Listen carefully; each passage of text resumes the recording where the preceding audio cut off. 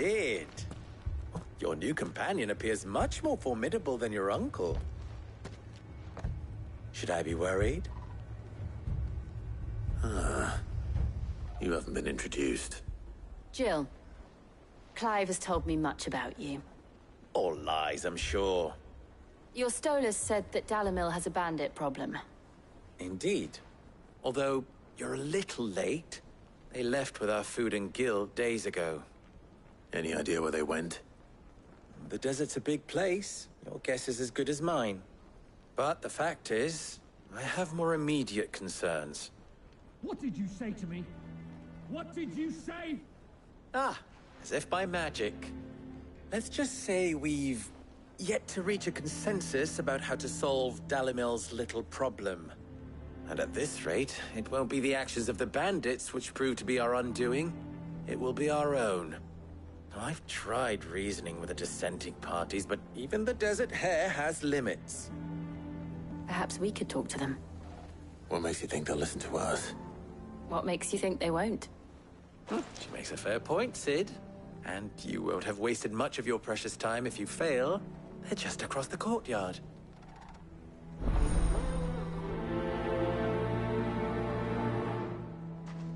Suppose we just follow the shouting.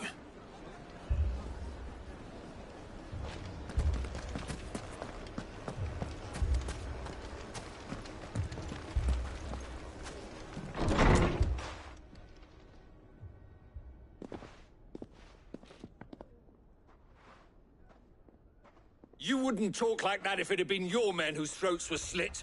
Blood for blood, it's the only way. We hire mercenaries and have them mount the bandits' heads on our walls as a lesson to the rest. And what happens when those mercenaries are slaughtered like your men? Are you going to hire more? We're better off using that coin to buy food and supplies. If we hire mercenaries, the only thing we're buying is the bandits' ire. And you cannot fill empty bellies with that. Do you hear me? But what happens when they come back? Maybe it'll be your throat that's slit. That's enough. Both of you. Any more of this and I'll throw you out myself. Come back when you're ready to talk like adults.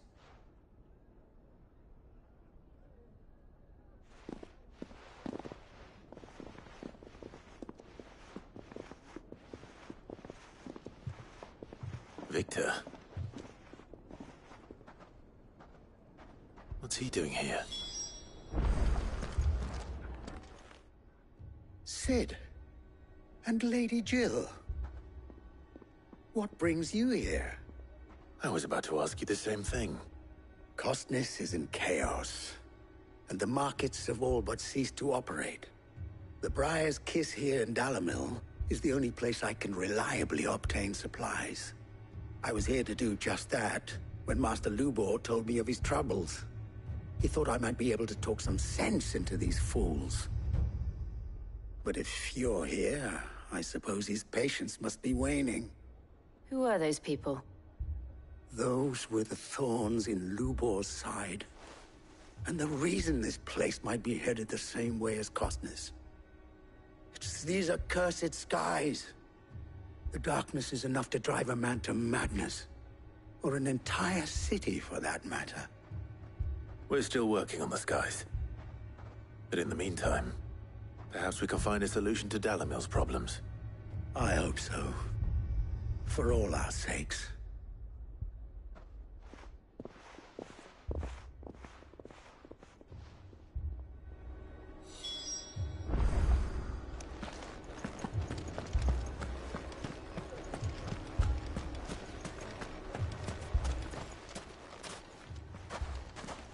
So, you see my predicament? What I saw was a room full of people who were angry and afraid. And with good reason by the sound of it. But if left to smolder, that anger and fear could set the entire town alight. My thoughts exactly. What to do? Both sides wish to protect their homes and livelihoods, if only they could agree on how. But as long as they are divided, we are vulnerable. And if there's one thing bandits like, it's an easy target. What would Sid the Outlaw suggest? Well, if it were my namesake, he'd let them choose for themselves, and be on hand to pick up the pieces when it all went wrong. That sounds like a recipe for disaster. A recipe for disaster is precisely what it is. But perhaps that realization would be enough to make them question the ingredients. While it's plain neither Conrad nor Natalie will countenance the other's proposal, it may still be possible to make them doubt their own. Before presenting them with a third option. And that would be? To pool our resources and save the city ourselves. Why fight each other? When all that fear and anger can be directed at the bandits. It appears we have a plan of action. Victor, pay Conrad a visit. See if you can't convince him of his folly. I'll speak with Natalie. As you wish. Your faces are not well known in this town. That may prove useful. Don't worry, Victor and I will do most of the talking. You need only play along. Play along. What he means to say is yes.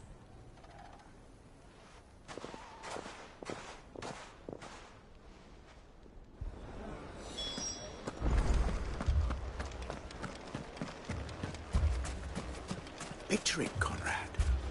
Your own...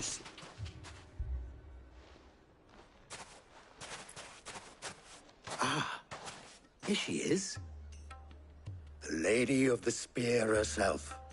Conrad, may I introduce you to Jane, commander of the Red Wings, the oldest mercenary guild in the Free Cities. A pleasure, my lady. The pleasure is all mine. As I told you, I summoned the commander here from Canberra to inquire about a contract. Victor says you told him no. That there aren't any men left to hire. Is that true? True as the crystals cracked. Nobles came and claimed every last one worth his salt. And not just from us Red Wings. You know of the 7 high houses. There must be 2 swords assigned each one. Granted, we have a few boys left. If it's boys you're looking for. Well, Conrad, are you saying that Dalamil's finest cannot defend this town better than a gaggle of unblooded striplings? That a band of beardless youths could better avenge the deaths of your brave men than you yourselves?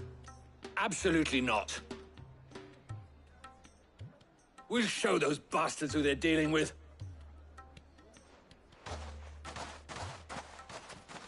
I can't believe that actually worked. Conrad's not what you call the brightest candle in the crypt. And there's a reason why I had you do the talking and not Sid. Well played, my lady.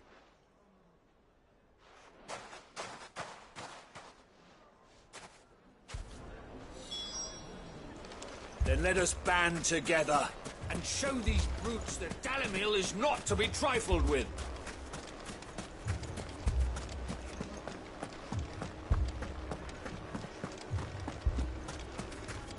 My shop. If I had my pickaxe, I would... I mean, it may still be possible to buy something. Ah, here he is now. Natalie, allow me to introduce Lord Underhill of Randalar's prestigious League of Merchants. Lord Underhill. At your service. Underhill. I was just telling the good lady of our conversation, my lord, and how you were lamenting the state of the capital's stores. Lubor says that not only are the granaries almost empty, but that war and the Blight mean this season's harvest won't be enough to fill them for winter. Indeed, certainly that is the case. The nobles in the capital are buying up the city's stocks of barley and wine, driving the prices higher than most commoners can afford. It is only a matter of time before the peasants revolt. It is worse than I thought. If what Lord Underhill says is true, I fear we have little hope of supplementing our stores, meager though they regrettably are. And while I applaud your endeavors to dissuade our more bellicose citizens from seeking vengeance, I sense Conrad is not wrong in his assessment of the bandits' likely return. Which means that now, more than ever, we will need to secure what little we still have. Food, weapons, herbs, everything. If our humble town is to endure not only this hardship, but those that are certain to follow, we must stand united. All right. If it will help to protect my home, I'll do it. But you needn't have gone through this charade.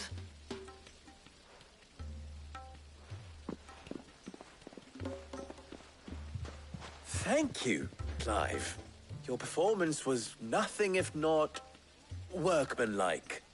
She saw right through it. I didn't say it was good, merely that it produced the desired effect. Now, my scouts should be returning shortly. Meet me back at the Briar's Kiss, and we shall see what we face.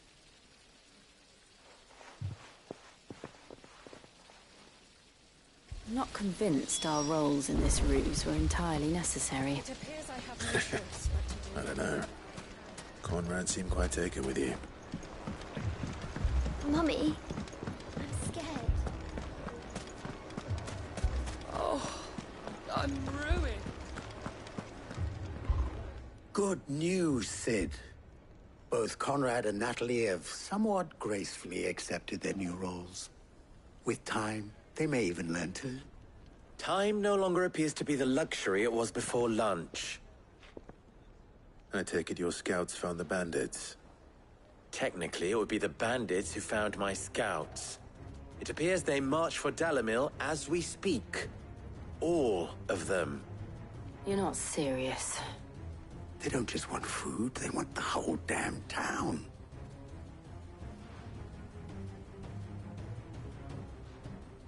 I have a favor to ask. I'm told the bandits march in two groups, one from the south and one from the desert, in a move doubtless intended to stretch our already gossamer-thin defenses. Very well. Jill and I will meet those from the desert. But what of the rest? The rest, my friend, the city shall fight. Together. The stakes, I concede, are high. But if this does not unite Dalimil, nothing will. That is a lot of faith to put into those who had their hands around each other's throats but a moment ago. Then it will be for us to see that their hands are kept occupied. And I do mean us. I thought you might say that. We'll hold them off for as long as we can. And we will do the same.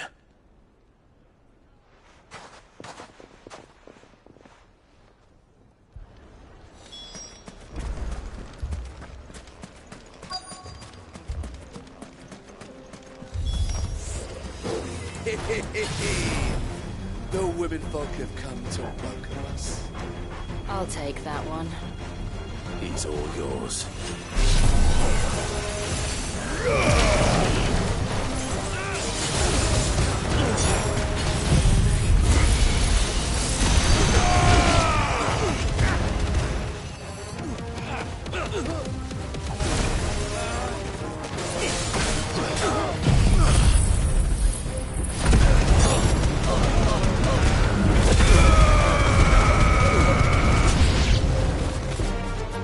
They mean to overwhelm us.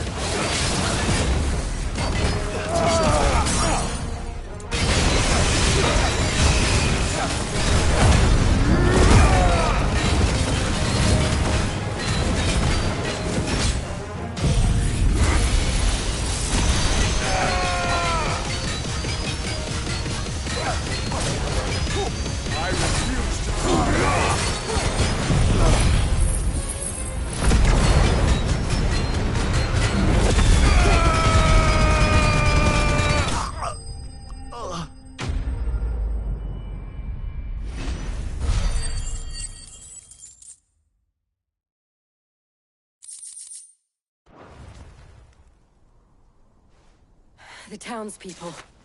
Could they have held out? I don't hear any fighting. What do you think? That we should hurry.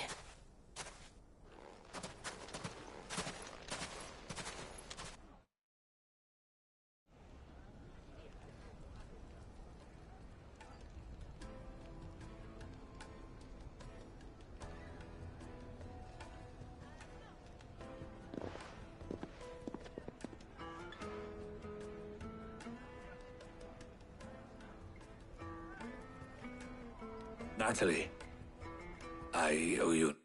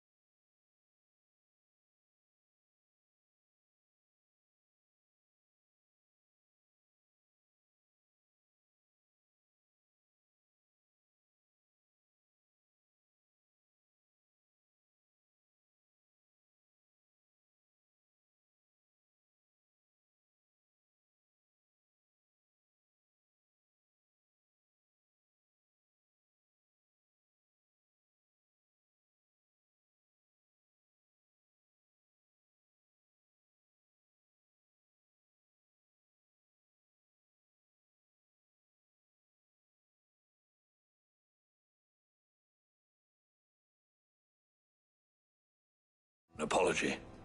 You did well out there. The inn would have been lost had you not held the line. Without you, there would have been no line to hold. You saved us, Conrad. You saved Dalimil. We all saved Dalimil.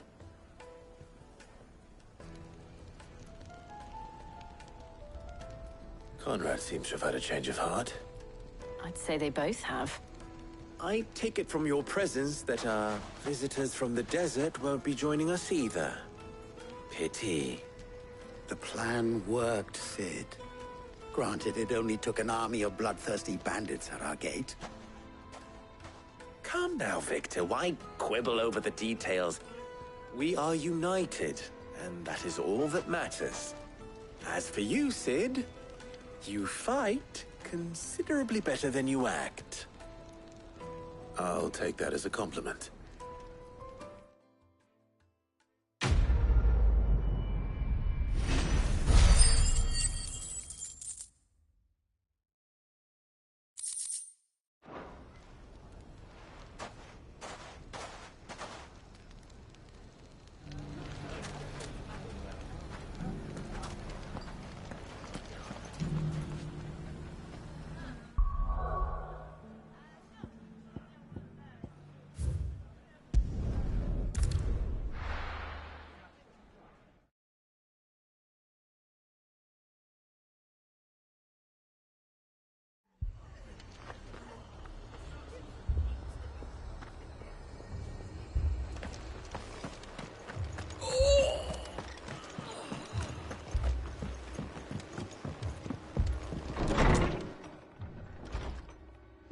Martha.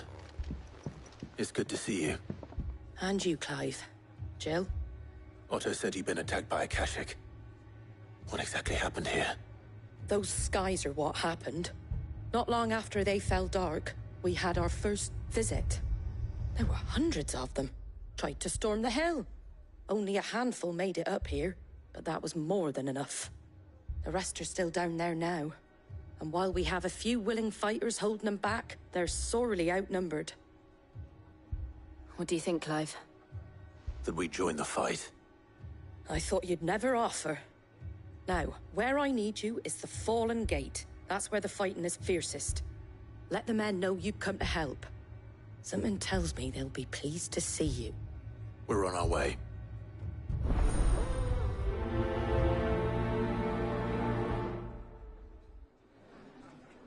Do you think there were as many as Martha says? More.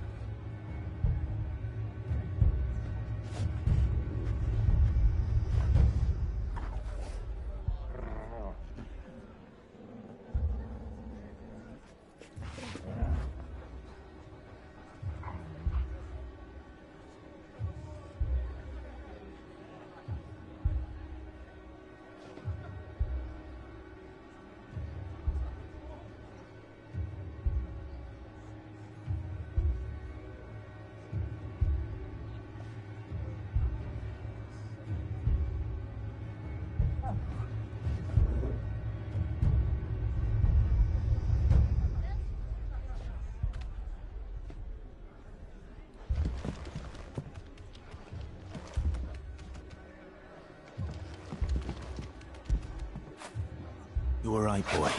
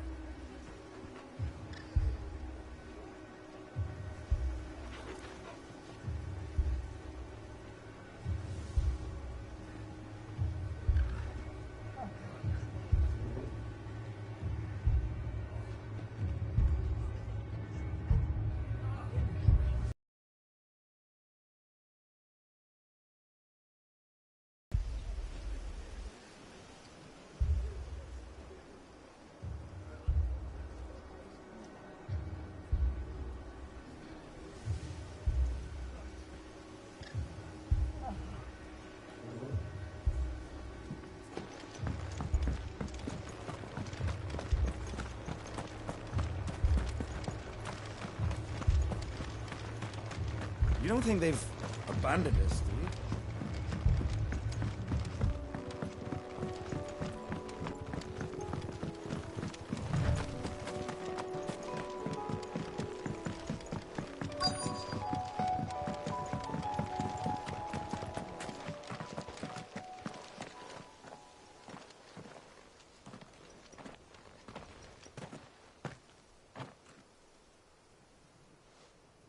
Clive, wounded. We deal with the Akashic first.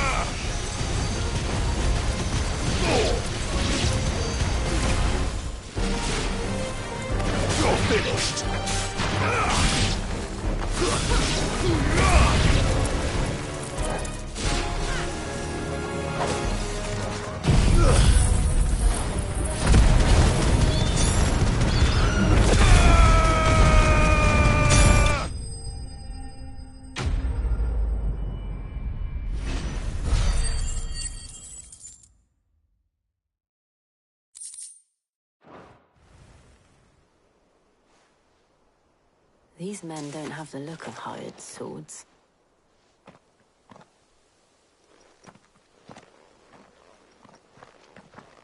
If you've come to rob this place, You are mistaken, my Lord Rosfield. We're here by Madame Martha's leave. how do you know my name? Forgive me, my lord. There wasn't time for introductions. We're with the Guardians of the Flame. Wade's men? But how did you come to be here? Where is your commander? Sir Wade left earlier with a scouting party to find out where the Akashic were coming from. Did he? Take your wounded back to the inn. Martha will see you're looked after. We'll join you anon.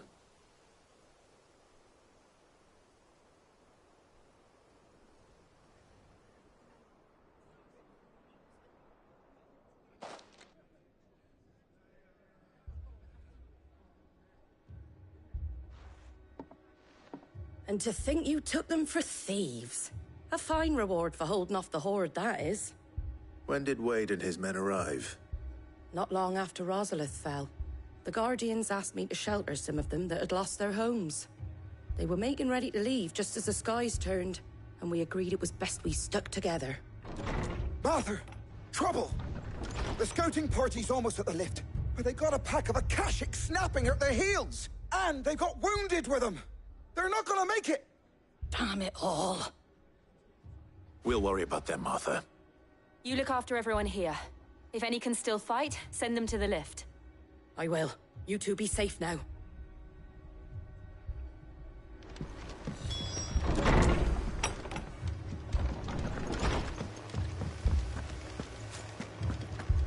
My brothers.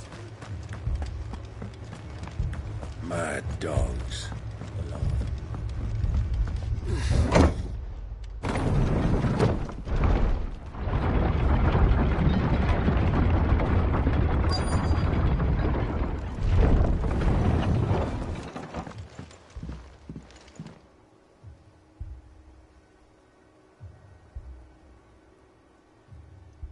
Squire, I need you to get those who can still walk up the lift to Martha's. But what about... I didn't ask, Oscar. Sir. So Wade. Lord Rossfield. If you aren't a sight for sore eyes. Martha seemed to think you might need some help. And by the looks of it... We thought we could sneak by them. But we didn't know there would be so many. How could we have? Behind you!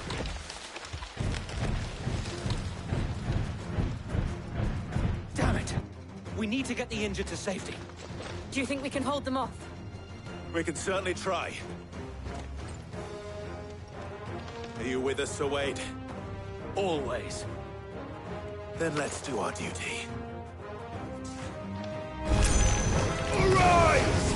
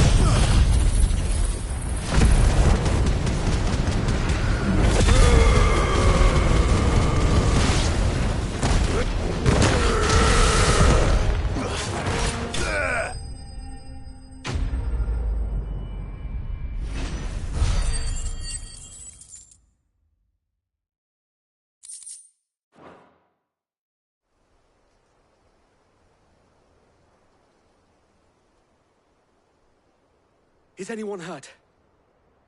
I don't think so. And yet again, you've pulled me from the flames. It's just a pity I keep walking into them. You've never been one to shy away from danger, Sir Wade.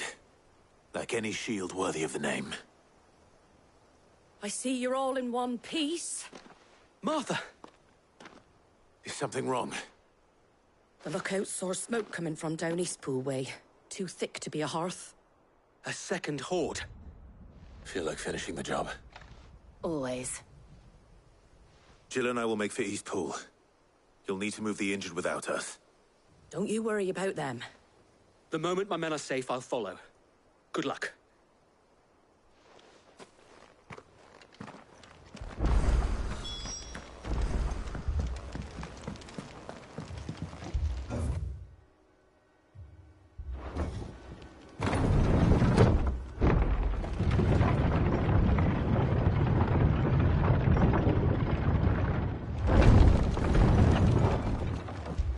Mad dogs.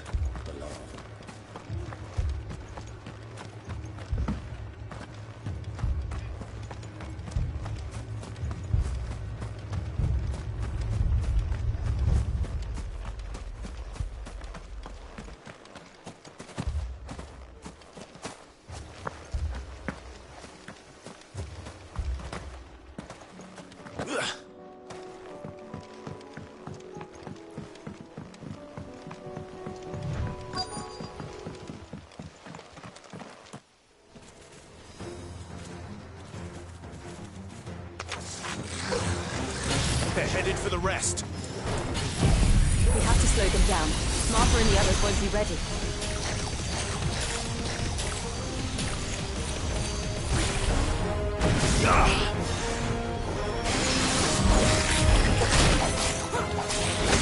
Not good.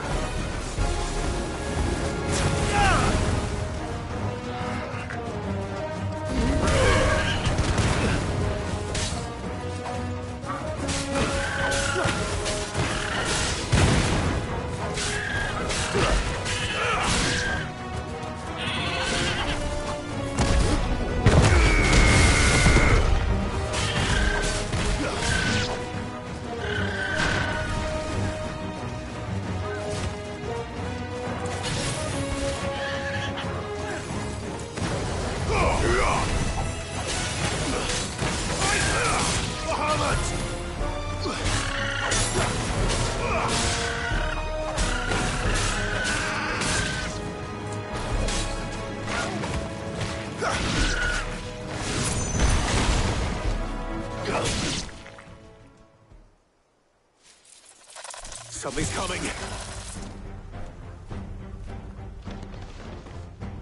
Apologies, my lord. Did I miss anything? Only the first round, so wait. Shall we?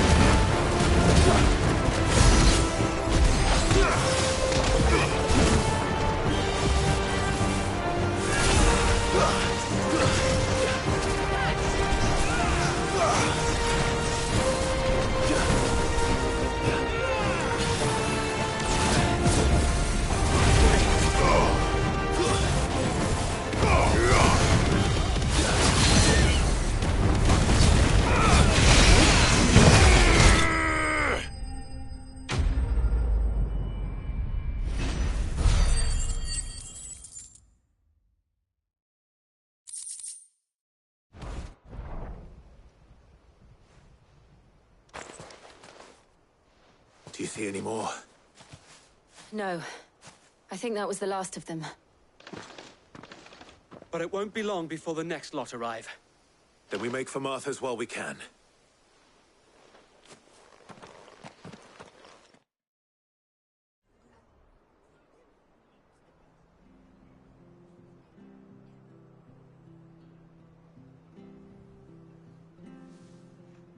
What did you find out there? The same as Sir Wade. Scores of Akashic. Well, wherever they came from, they're gone now. Our lookouts say the lowlands are clear. Hopefully we'll have enough time to lick our wounds. How many of your men were injured? A damn sight less than if you hadn't turned up. Thank you. It was a hard-fought victory. But as long as the skies remain dark, I fear the Akashic's numbers are only going to rise. It's not a matter of if the Horde will be back, but when. And whether that's sooner or later, we'll need to be ready. The inn here affords a good view of the land, and is easily defendable. I'd like to make this one of our outposts. What do you say, Martha? You'd have more men to guard the rest. Well, when you put it like that, of course they can stay.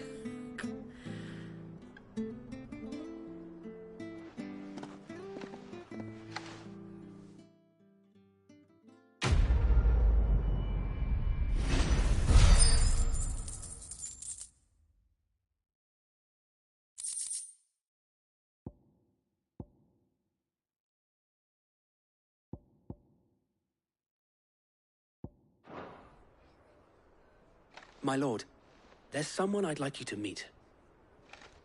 Oscar, over here.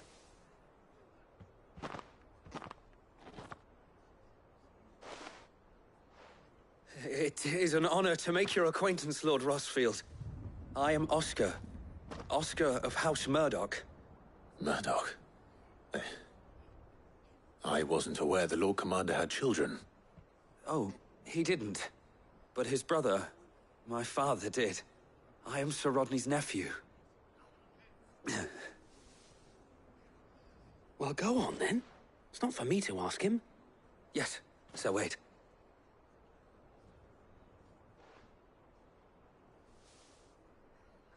If it please you, my Lord Marquis, might you take me as your squire? I would learn the duties of a shield from the finest. I'm sorry to disappoint you, Oscar, but I'm a shield no longer. Nor was I ever the finest. And spending time in the company of an outlaw hardly seems a fitting education for one aspiring to take his oaths. My Aunt Hannah once told me that a man is not defined by his title, but what he does in its name. You have accomplished much since taking on the mantle of Cid, winning no little honor in so doing. And I would sooner serve under an honorable outlaw than an unworthy shield. Not that Sir Wade and the other Guardians are... I mean to say that, they're... It's all right. We know what you mean. There is only so much the boy can learn from me, my lord. But a squire... Would that really be so bad? You were a squire once. And I'm certain Sir Rodney would approve.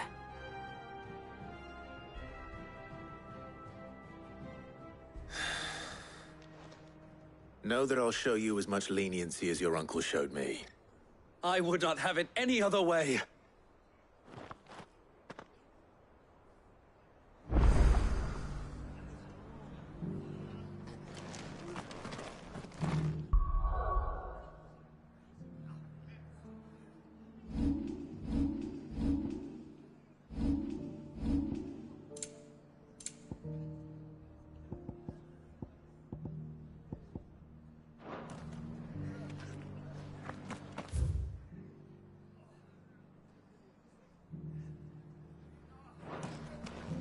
I will not let you down, Lord Rossfield.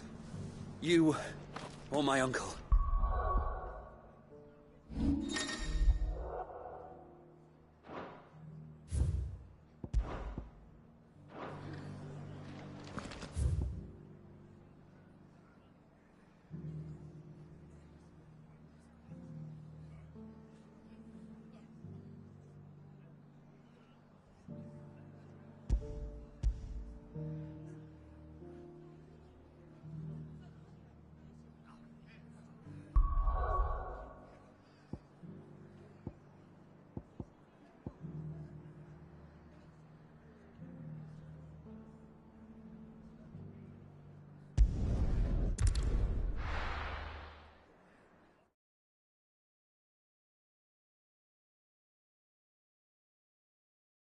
First we find Isabel. Heard a bloke saying he saw ghosts on the far side of the wall. I saw it with my own eyes. The whole of all.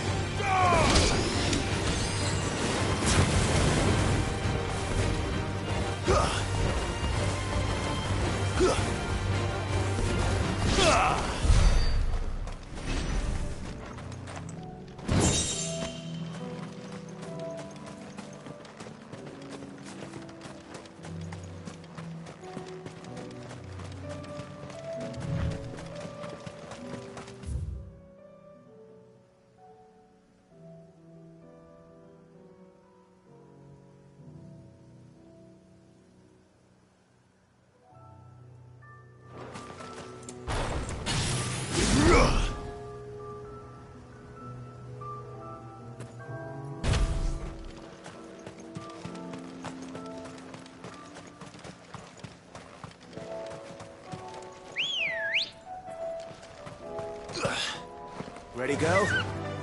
Fly, Ambrosia.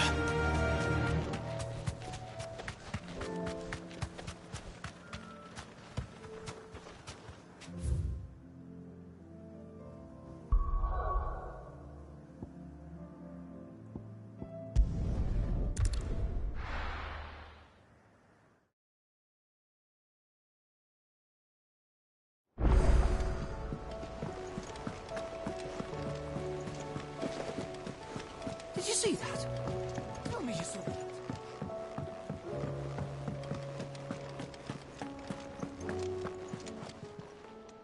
How may I help you today, Clive?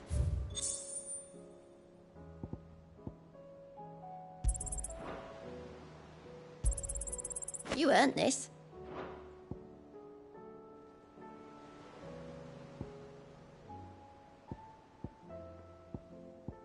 All done?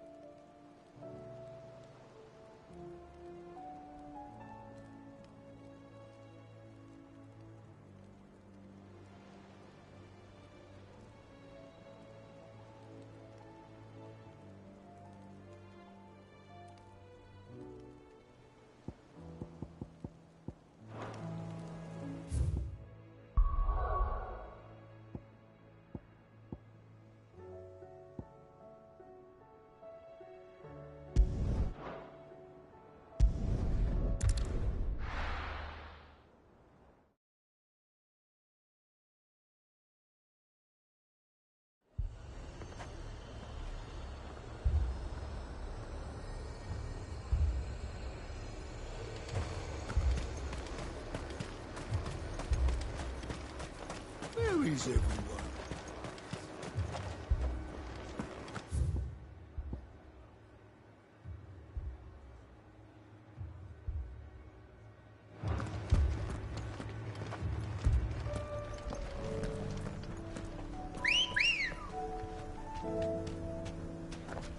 Come on.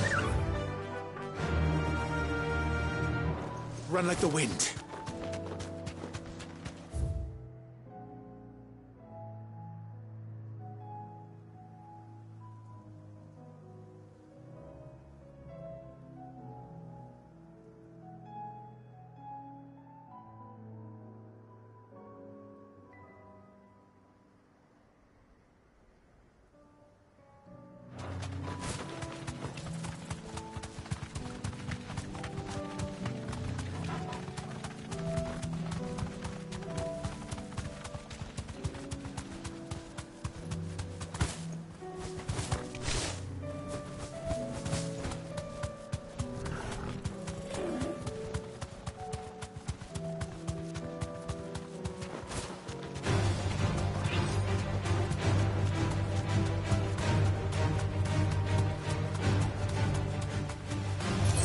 Surrounded.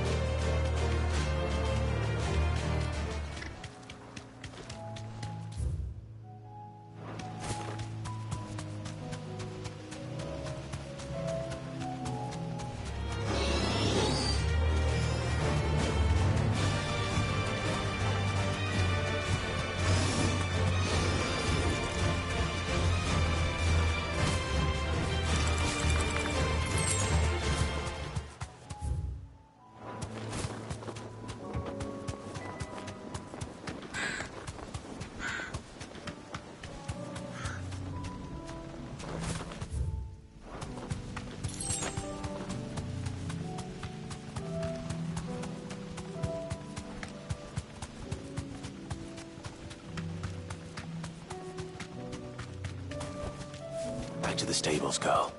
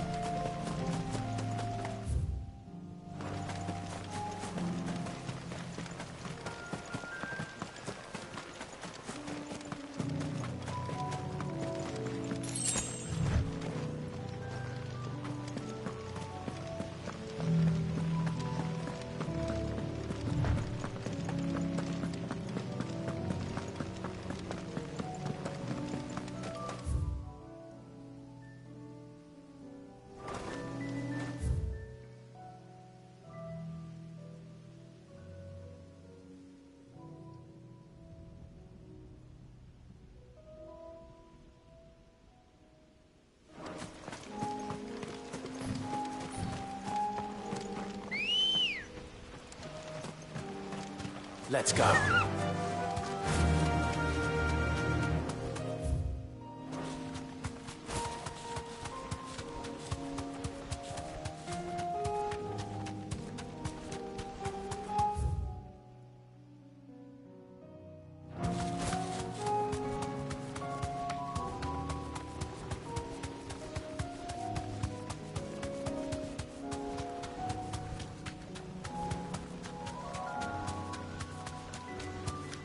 Whoa.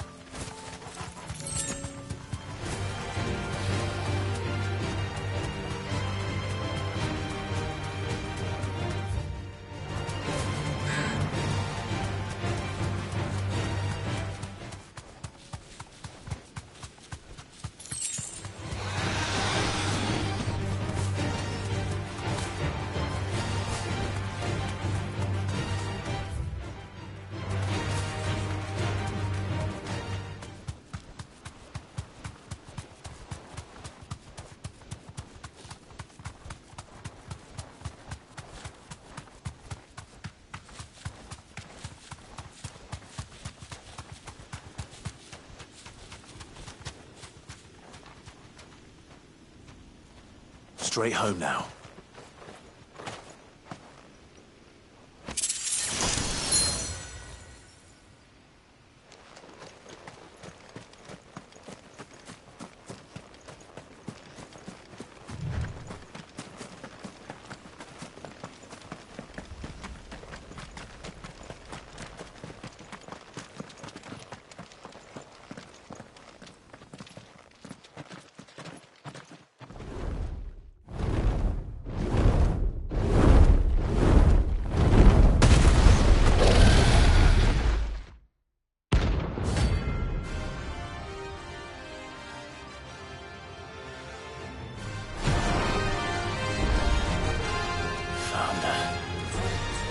This beast isn't to be trifled with.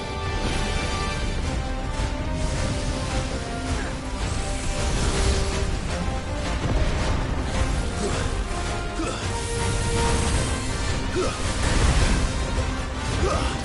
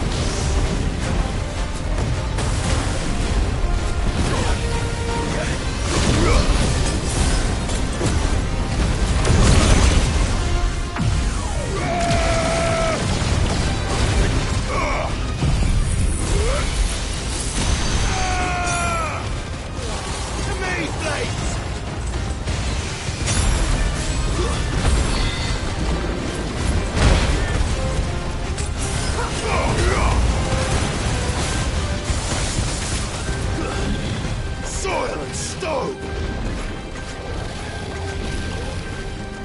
Let that bring light!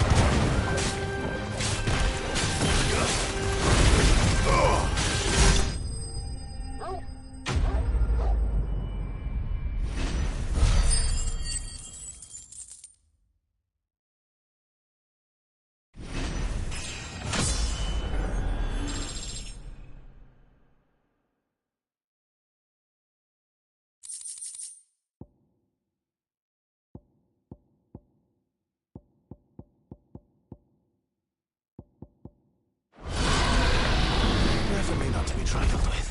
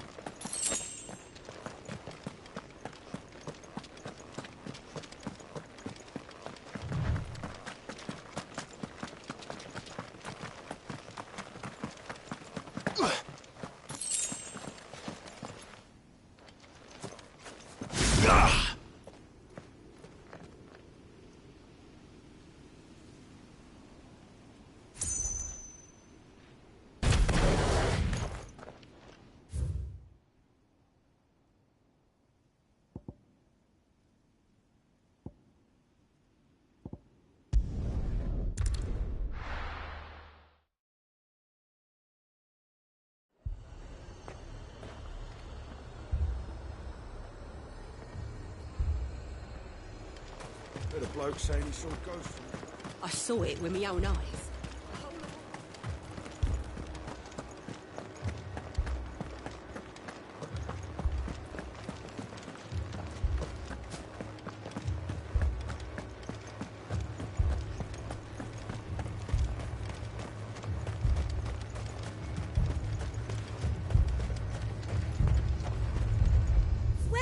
Welcome. Oh dear, I've just sold our last. An excellent choice. You've a keen eye. I do like a customer who knows what he wants.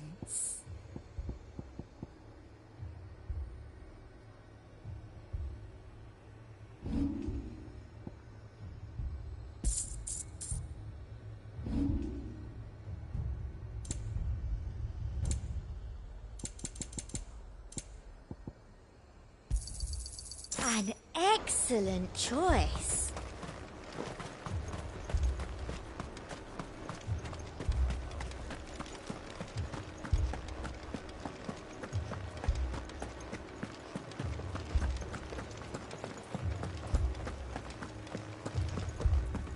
I can't do it.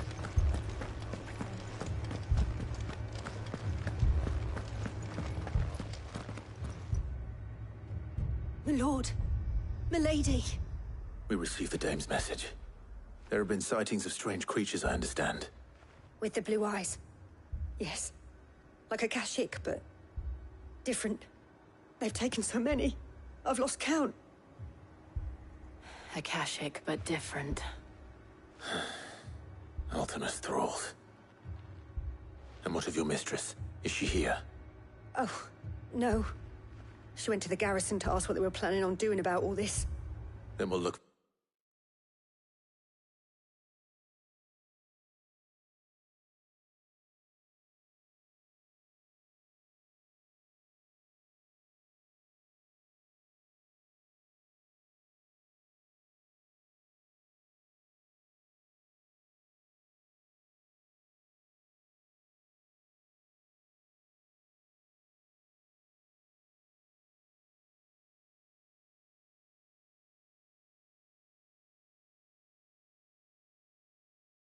For her there.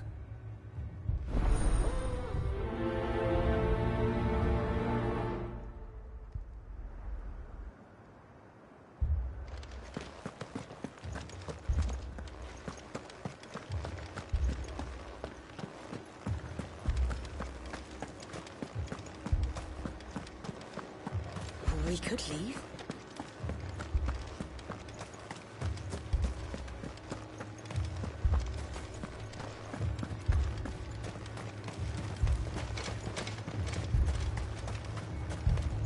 Madame, please! Half the garrison's been slaughtered by those things. We lost the captain this very morning. We've tried requesting reinforcements, but there's been no word from the capital or the Dominion in days! What more would you have us do? I would have you do your duty. Those at the Vale look to me for protection. And protect them I shall. Because they are my charges, and that is my duty. In case you have forgotten, the people of this town are your charges. But more than that, they are your people. Your sisters, your brothers, your lovers. So you have a choice. Lay down your sword and watch as they are slaughtered, or take it up and do what is right. She speaks the truth, you know. This here, it's all we have. It's all that's left.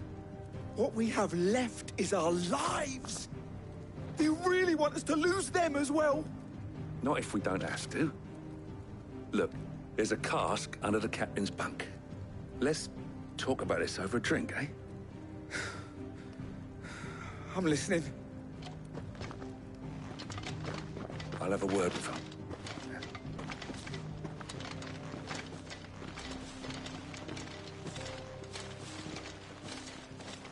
Ah, Clive. I didn't expect help to arrive so quickly. And sought to take matters into my own hands. It was a noble effort, but I thought you might still need some support. How like you to consider my needs. What we need to consider is where the creatures came from. The way the survivors speak of them, one would think they appeared out of thin air. And perhaps they did. It's hard to know what to believe these days. We'll talk to the survivors.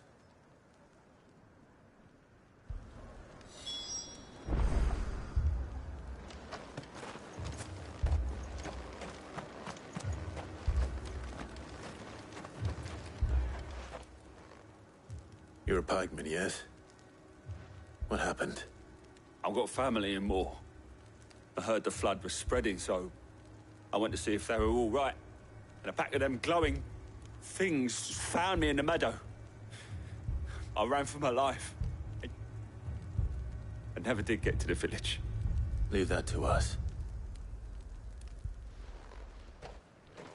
My family. Don't leave me It's all right.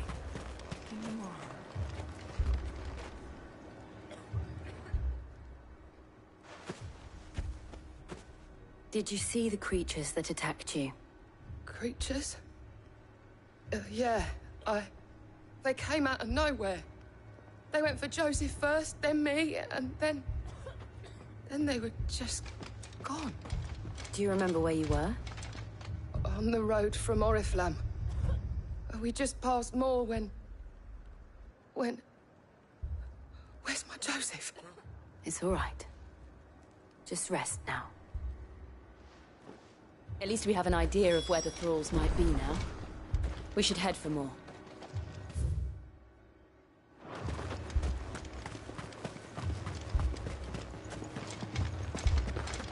I heard the bells. Is the captain back already? The two soldiers were carrying another.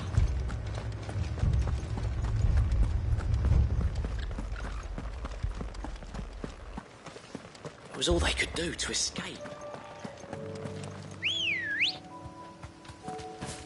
Good girl.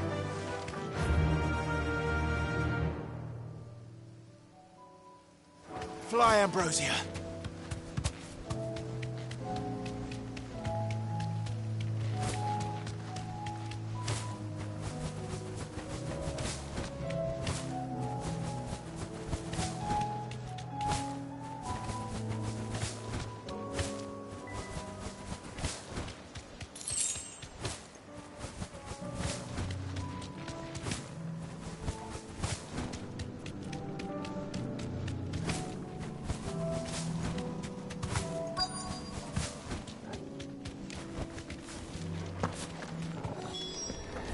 Clive, look!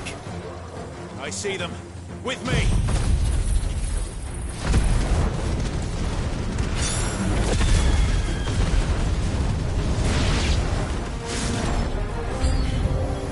Should I prime? No. Save your strength.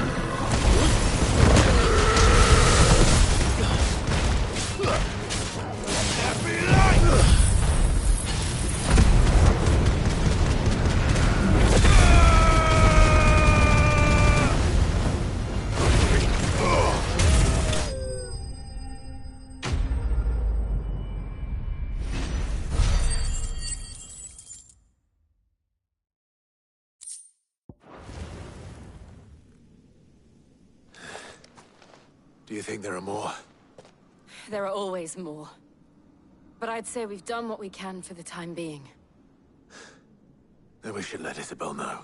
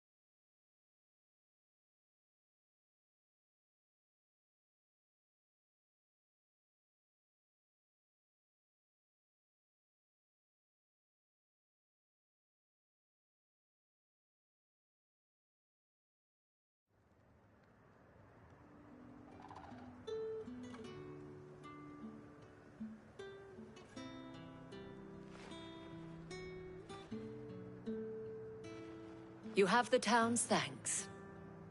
Don't thank us yet. There will be more. Many more. And you'll need to be ready for them. Oh, we shall. Isn't that right, Captain? Yes, milady.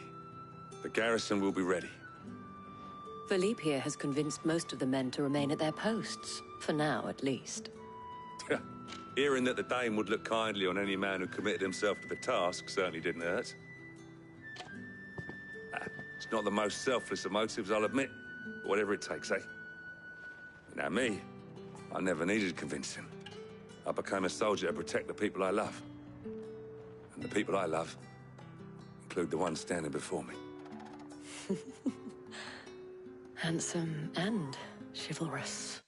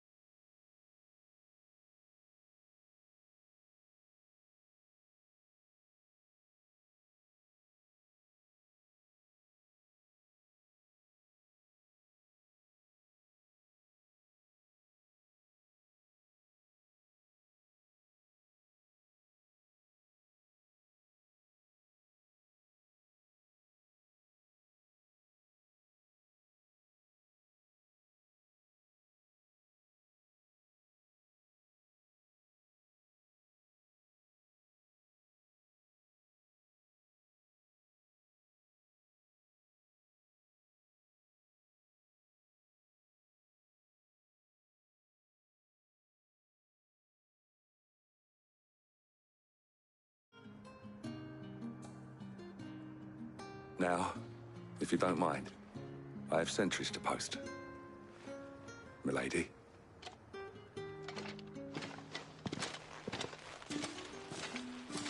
Lest you wonder, I'm not foolish enough to believe that this has solved all of my problems. But it has solved one, and that's one fewer than I had this morning. Thank you again, Clive.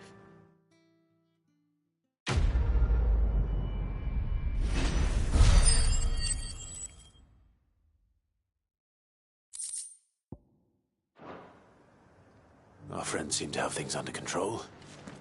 For now, at least. Let's go and put Otto's mind at rest.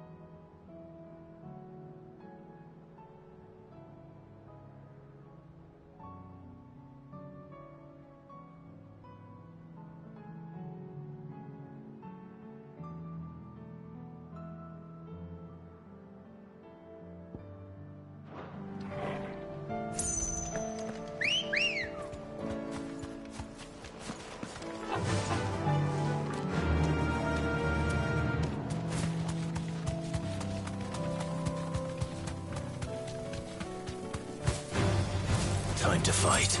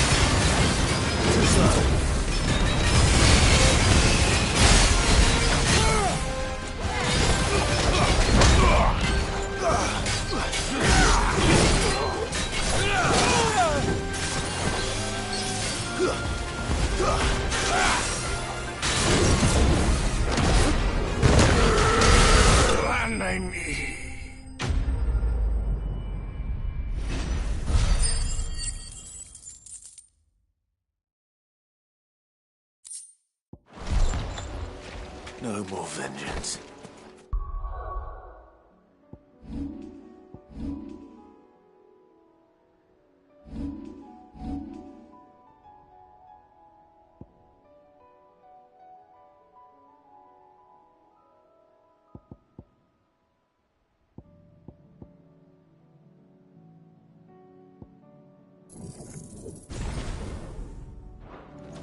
No more war.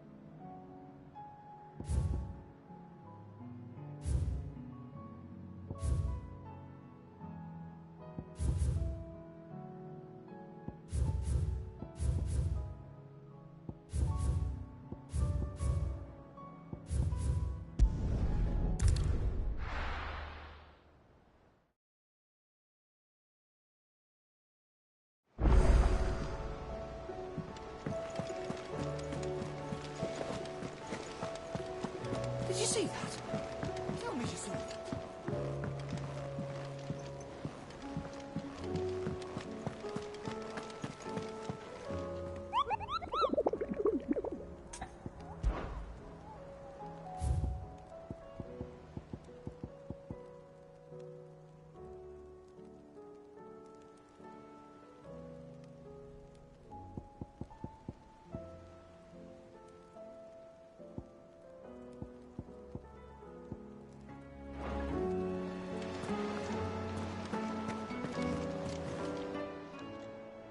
How may I help you today, Clive? Is everything we've received and everything promised?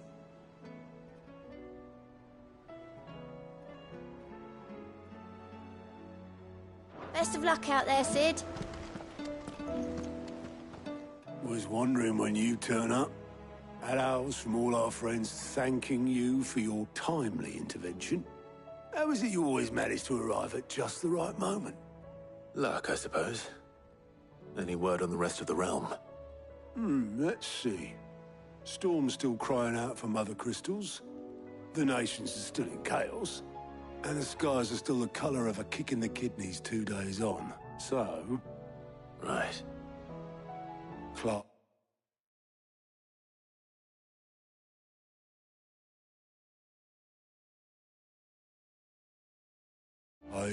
We knew this was going to happen.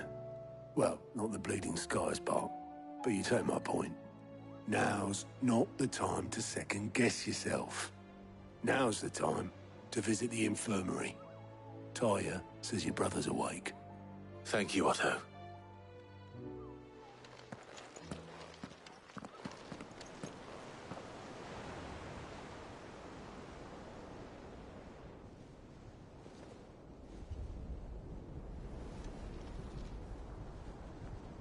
So it was not Sylvester, but Olivier who served as Ultima's puppet. And when Dion learned of this, he sought to slay the fiend.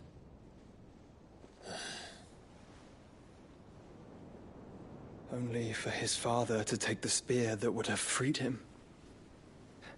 Enough to drive a man to madness. Small wonder he hasn't stirred. I would be afraid to wake. Had I but reached out to him sooner, warned him of the threat Ultima posed. But now, both an empire and her prince lie broken. Joshua. What do you know of Ultima?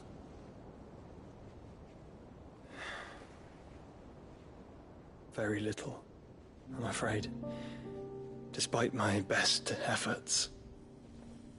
18 years ago, as I lay buried beneath the rubble of Phoenix Gate, 'twas not death who came for me, but another. And it was while in my rescuer's care, I first heard of Ultima. I've been chasing his shadow ever since. Ultima is driven by some deep, dark purpose, and for whatever reason, it would seem you are crucial to his designs. He will stop at nothing to have you, even if that means toppling an empire. But why me?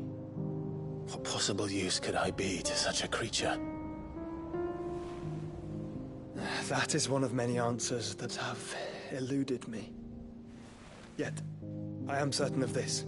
It is not mere chance. You were chosen for a reason. All dominants carry within them the might of an icon.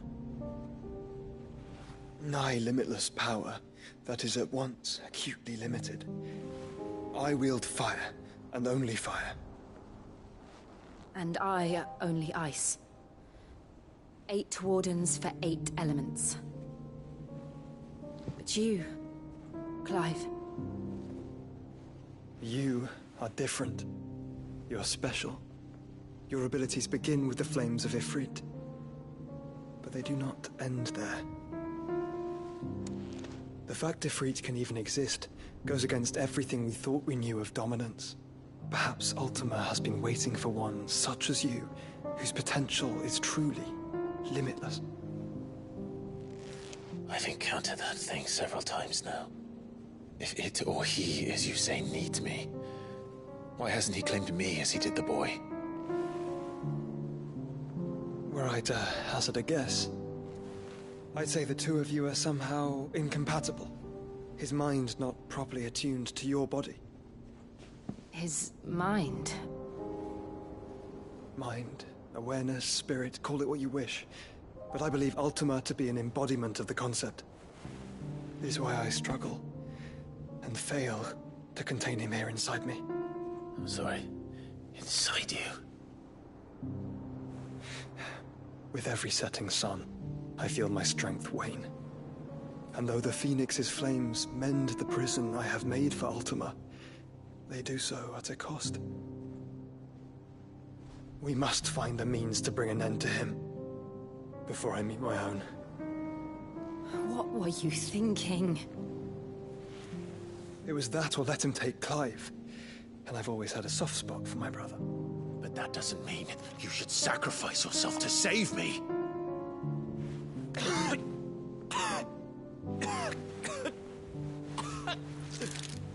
Joshua. Clive, it's Gav. There's an army of Akashic at the gates of Canver.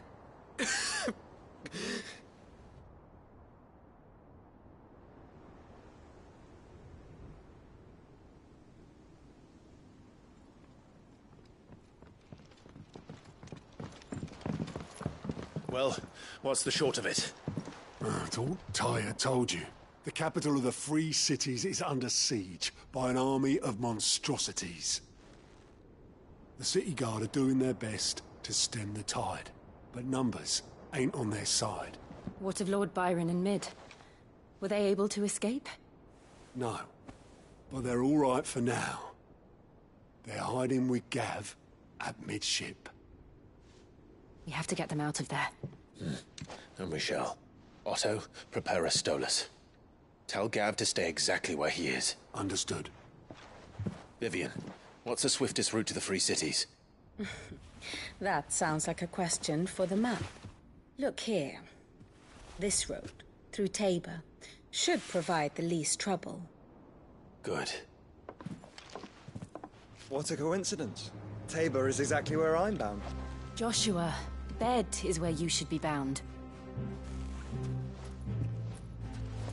You don't think I told him the exact same thing? Were Tyre not such a talented healer, I would surely have been inclined to agree. But Thanks to her ministrations, I feel I may safely rejoin my attendant, who was to wait for me in Tabor if we became separated. All right, we travel together. Clive. If he stays close to me, he'll be fine. Thank you, brother. I'll look after him.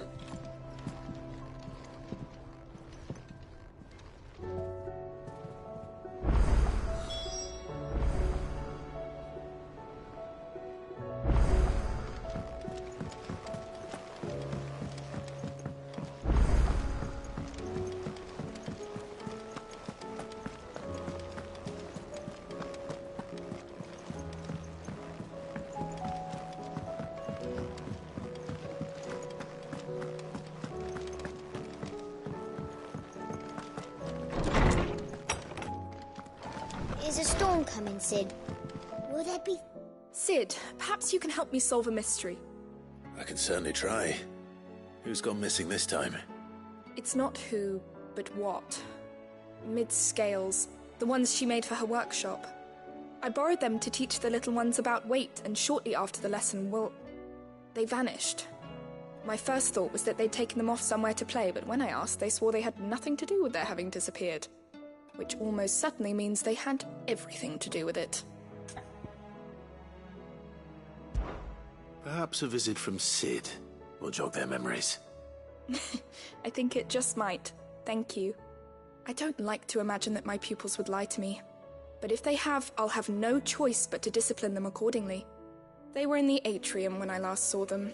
As always.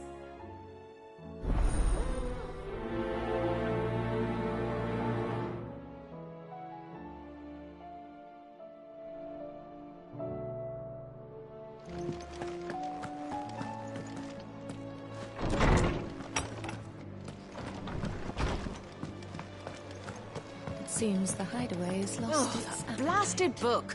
Can you blame them, with the skies as they are? Here, you put me in this situation, Clive. You can bloody well get me out of it. I need a hand with a recipe. Are you sure it's me you're looking for? I'm not much of a cook. I'm all the cook will be needing, thank you very much. What I want from you is a little of your time, right? Oh, and perhaps your sword. You remember Ivan's stew, right? Well, despite the look of the thing, and that awful stench, people wolf it down. So I thought I'd try making one of these supposed masterpieces myself. Had a peek at the book and gave it a go, but, well... It wasn't as straightforward as you'd hoped? Ivan had the same problem. Yeah, but this is my blooming kitchen, and I will not be outdone.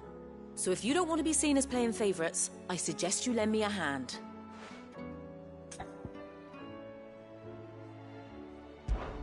I've never been one to play favorites, Molly.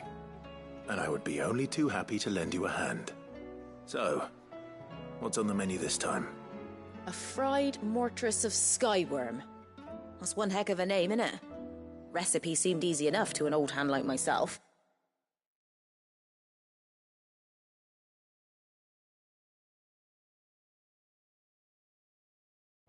Thought I'd followed it to a T. Only... turns out skyworm livers and drake's mint are not what I thought they were. At least I hope they're not, given the rancid mess they made. Ivan said the recipes in the culinary pilgrimage date back centuries. Who's to say the ingredients even exist anymore? Well, that's a question for a scholar, wouldn't you say? Perhaps you know of one? Kindly old fella who haunts the shelves, maybe? Fine. I'll go and speak to Hippocrates. Perhaps he'll know something. And if he does, I'll see if I can find your ingredients for you. You do that. Lest we forget, you've got a reputation to uphold.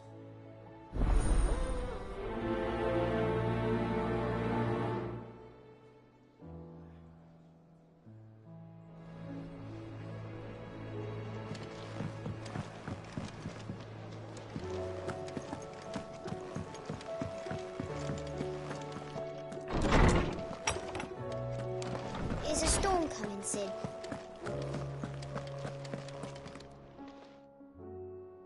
Lawsman Hippocrates. I've come to pick your brain if you don't mind. It's about the book you lent Ivan. Ah, Valisthea, a culinary pilgrimage, a classic. One of my favorites, in fact. The young man did a wonderful job with the Chance's stew. I do hope we shall be able to sample more such marvels in due course. That's actually why I'm here. I don't suppose you know where I might find skyworm livers and drake's mint. Ah, so the fabled Sandbrequois delicacy is next on the menu. Delightful. The descriptions of fried mortress never fail to make my mouth water. Now, skyworm is a somewhat antiquated name for the wyvern, their ground livers being the paste from which the mortress is made. Dragon livers. How very Sandbrequois. One would have thought the disciples of Bahamut would have a touch more reverence for their icon's brethren, but apparently not. I believe the specific dragon the recipe demands is the blueback wyvern, said to be the very color of the sea beside which it resides. So we know where to look for our liver. But what about the drake's mint? Saint's bonnet in contemporary parlance, a herb which grows along the North Reach coast. I gather that one can locate the cheerful yellow flowers by their heady scent alone, so I'm sure you'll have no trouble finding them. I may add that people once believed game was best served with the flora that sustained it in life, in which regard fried mortress of skyworm is undoubtedly a typical dish of the time. Meaning that if I find one, I find the other. To Northreach, then. Best of luck, Clive. And do save me a bite once the dish is complete.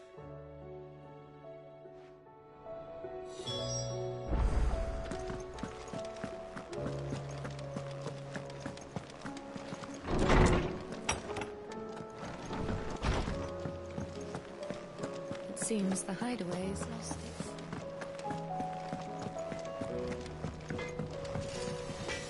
Trouble with your gear, or what do you want?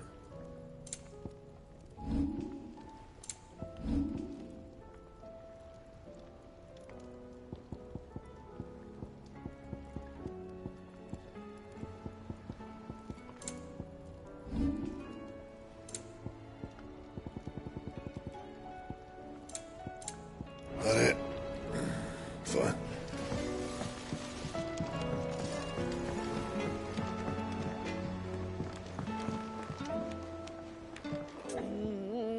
Oh my God. Is everything all right, Goots? You seem more discomposed than usual. Oh, I don't know what that means, but I'm in a bit of a muddle. Oh, I think Nan might be in trouble, and she's... It's all right. You can tell me. Oh. There was a trader came by. One of our usuals, like... Said he'd heard some rotten rumours about her down Dallimil Way. Folk are saying she's been selling to bandits and cutthroats and that. I mean, she's fond of a chance to make a coin or two, aye, but she'd never do business with baddies. Especially not the kind who go hurting people who haven't done out. I wanted to ask her about it myself, but I'm scared she'll give us a tongue lashing. She'd never give your tongue a lashing, though, would she? Don't worry. I'll speak to her. Oh, thanks, Clive. You'll let me know what she says, won't you? Of course. I'm sure it's all just a misunderstanding.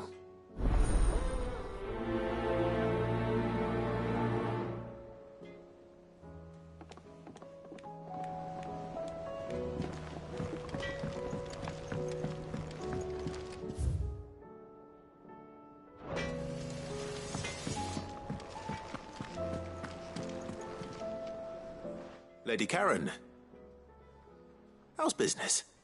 Not nearly as foul as the weather.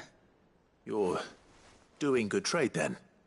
Both in and out of the hideaway? Can't complain.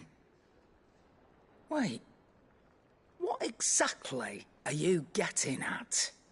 Not once in 5 long years do you pay my affairs half a care, but here you are today, raking me over the coals like a bloody popoto? Just asking. Out of interest. All right. I'm here because I was told that certain rumors have been circulating. About you selling weapons to brigands. Oh. Are you? And who was it who knows me so well as to tell tales of my evil exploits? I didn't exactly hear firsthand. All I know is that someone in Dalamil has been spreading word to that effect. And what? You believe it? You think I'm profiting off the blood of innocents, do you? Look, I've done things I'm not proud of. Might be there were a time when I turned a blind eye to the wretchedness of the world so I could line my pocket. But that woman is no more. And you'd know that if you'd ever paid the slightest bit of notice. You're right, Lady Karen. I apologize. It was wrong of me to doubt you. No, it was. Now, I reckon you've got better things to do than pointing your do-gooding finger at a poor old woman. Of course. Good day.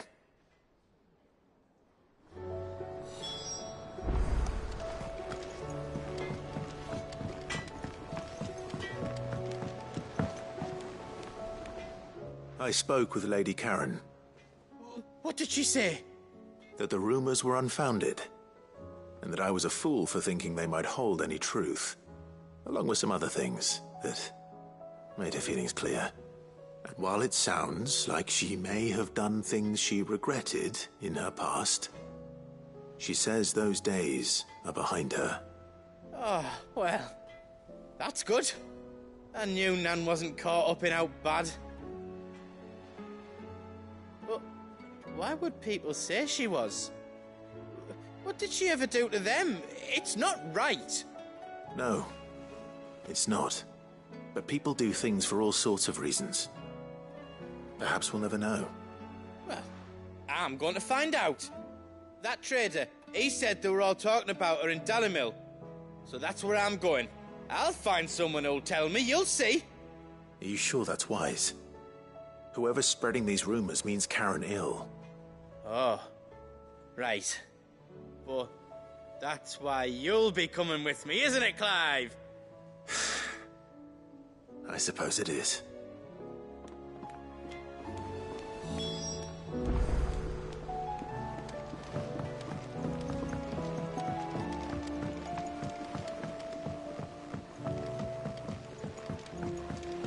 I heard the Emperor was impaled.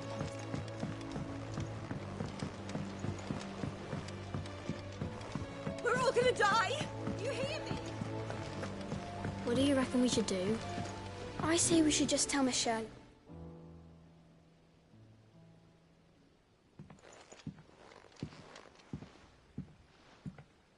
Sid! Hard at your studies, I see. And what is that? It's not a set of scales, is it? No. Of course it isn't. Well, not anymore, it's not. Oh! And just how long hasn't it been one? We're sorry. But we didn't break them. We dismembered them. Just like Miss Mididol showed us. Miss Mididol? And why would she have you dismembering her creations? Because that's the only way to become a ninja-near. Miss Mididol said, the best way to see how something worked is to take it apart and put it back together again. Well then, your work is already half done. Carry on. About that. The taking apart was easy enough, but it's the putting back we can't work out. Speak for yourself. The heavy thing goes at the bottom. Then...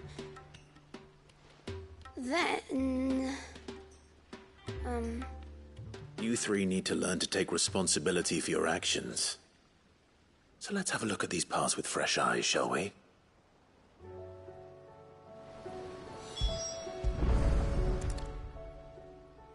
All right. Everything here was once part of Miss Mididol's scales. Every piece has its own role to play, and each is just as important as the others. If even one of them is missing, the scales won't work. So let's think about what those roles might be. You already know one of the pieces. The body. Its role is to support everything else. But what of the others?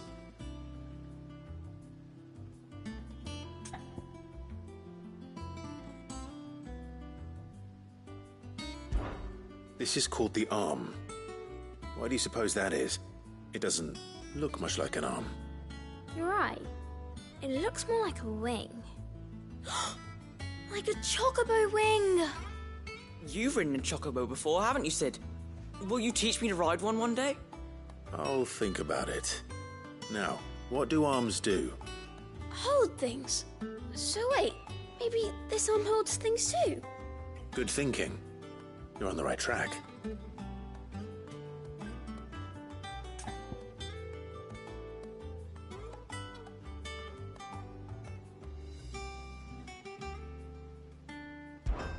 These round parts are called the pans. You all know what a pan is, don't you? I do. Molly uses them in the kitchens to fry bangers. But these aren't for frying bangers, you idiot. They're for weighing stuff. But what if I wanted to weigh Goots? I don't think he'd fit on that little thing. Probably not. What are the chains for? Holding the pans up? Well spotted. Which means something must hold the chains up in turn.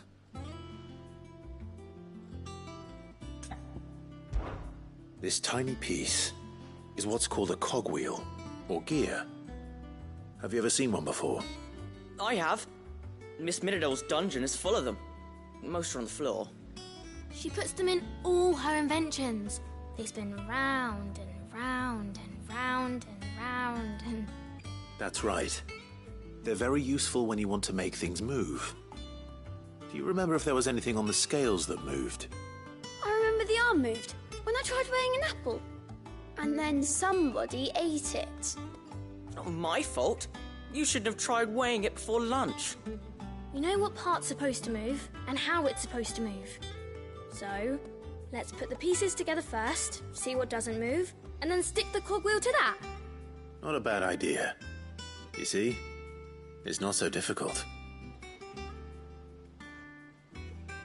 So, now that we've taken stock of the parts and learned what they do, what do you think? I think we've got it. Then here's what we'll do. You tell me what goes where, and I'll put the scales together. Well, obviously you need to start with the body. All the other pieces fit onto it, don't they? And the arms go on the body, just like real arms. Or wings, if you're a chocobo. And then the arms hold the pans by the chains. Very good. Let's see if that works. Ah, all finished.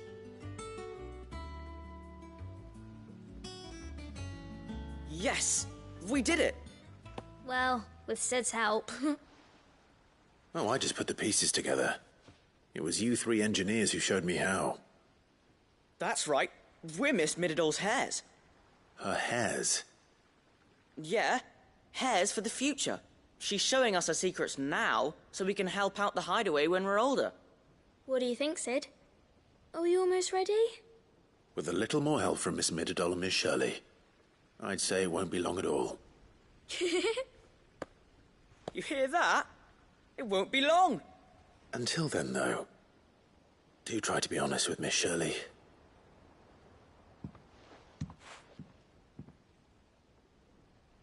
Hey, look! We never used the cogwheel. You don't think Sid forgot about it, do you?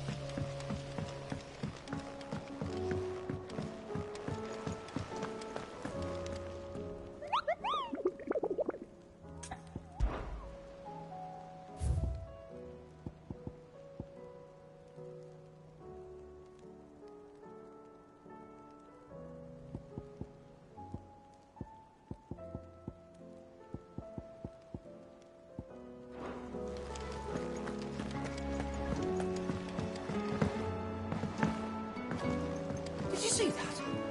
Tell me.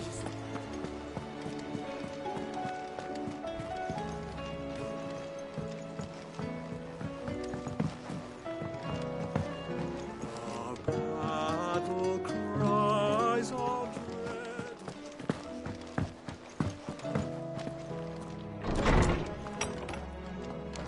Is a storm coming, Sid? Will there be Well, did you solve the mystery? It was as you thought. The children had the scales, or the parts of them at least. They dismantled them to see how they worked. Oh, no, Mid will have my head. Thankfully she won't. This might even have been her idea. Although I was the one who ended up teaching the lesson. I'm so sorry, Sid. I know how busy you are. I shall see that the children are properly punished. Please, there's no need. Mid seems to have taken the three of them under her wing. She's even calling them her heirs. She'd have them follow in her footsteps. And her father's. I see. Sid, do you know why Mid has been spending so much time at the hideaway of late? She told me it was because her studies have been interrupted by events in Canva. Is that not true? No, it isn't. The university offered her a commission. In exchange for full tuition, room and board, they asked her to oversee the design of several new war engines. To anyone else it would be an opportunity, but to Mid, who lost both her parents to war, it was a bitter pill. One she was none too keen to swallow. But that should come as no surprise. She's only ever cared about bringing people hope. The very last thing war can be said to do. Which explains her heirs. She's working to give them a better life. And so should I. What's the odd engineering lesson? Ah, you've given them far more than that. And I'm sure they're very grateful.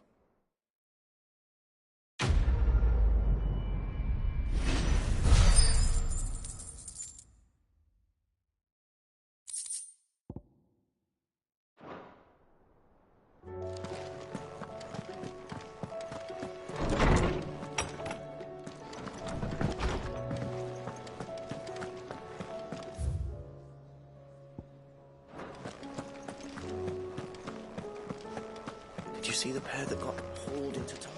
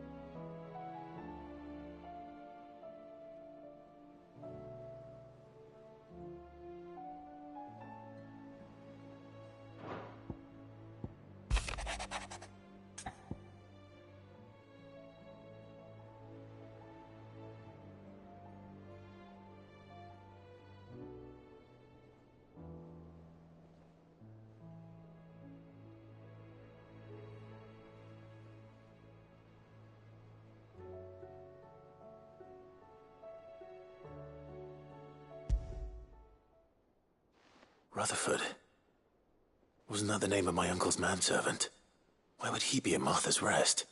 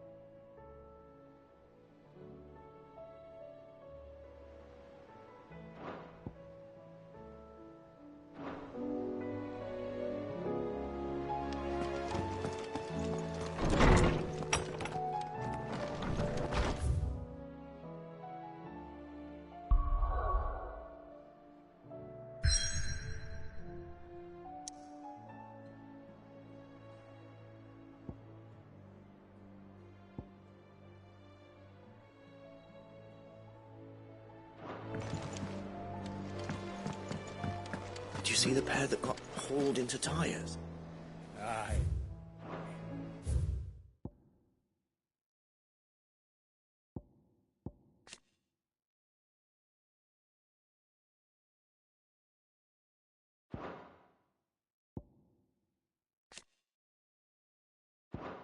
Their fancies.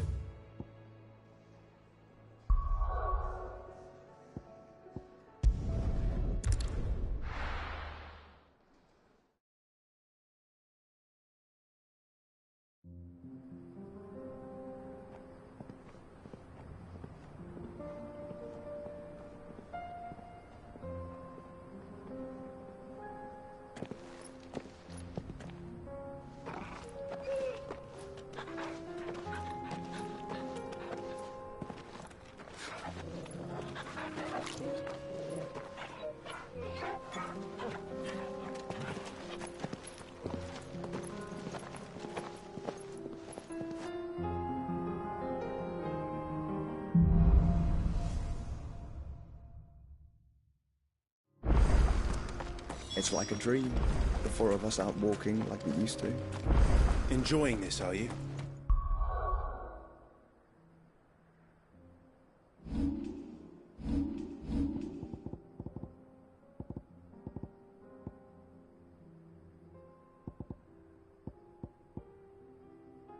Gav and the others could be in danger as we speak. You're right. I'm sorry. Yote is a fine scout. If Canva was attacked, she will already have begun gathering information. Tabor isn't far. We should pick up the pace.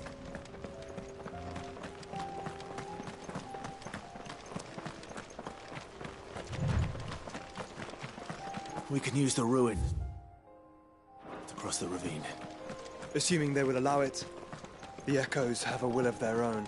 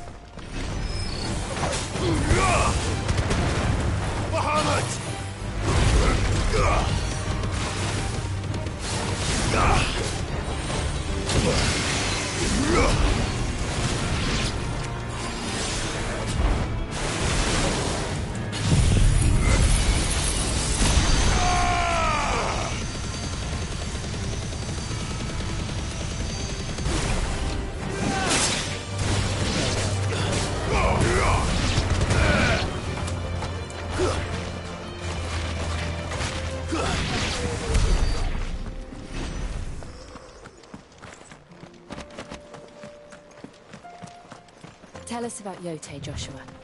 She's strong-willed, loyal, and deadly with a blade. Much like Clive, but with better manners.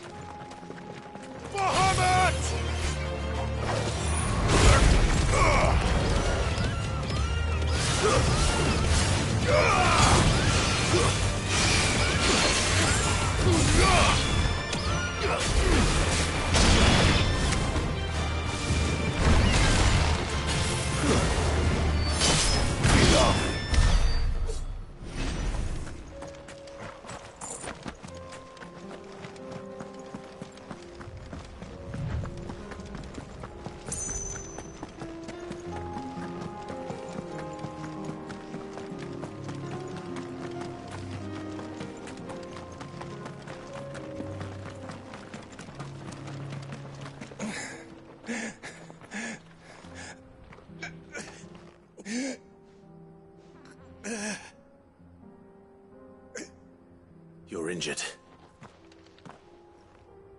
What happened here? Where are your comrades? Ether flood. Up ahead. It swallowed our camp while we slept. My own men did this. Turned every last one of them. There's a village not far from here. Tabor. The people were kind to us. It's only a matter of time before they won't stand a chance. We can't let those monsters reach the...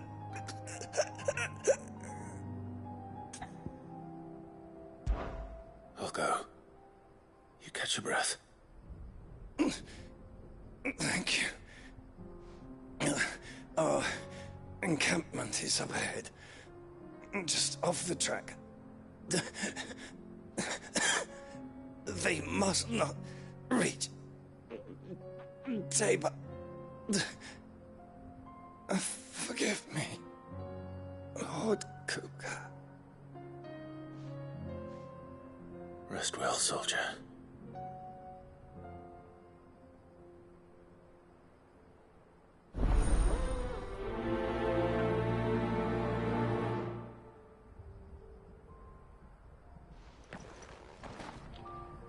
You said the encampment was close. Let's hope the Akashic are still there.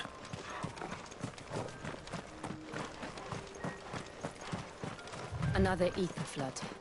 They're everywhere now. We can't go around it. Then we'll just have to be careful.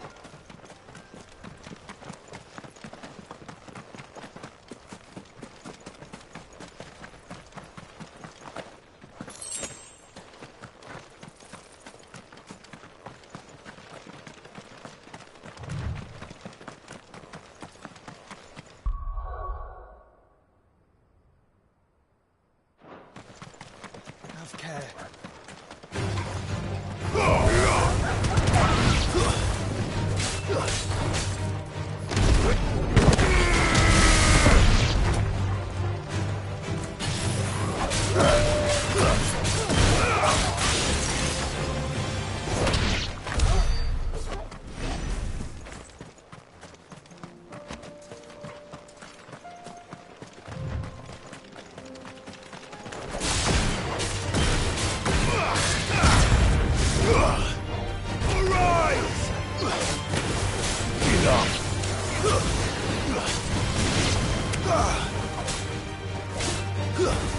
It's over.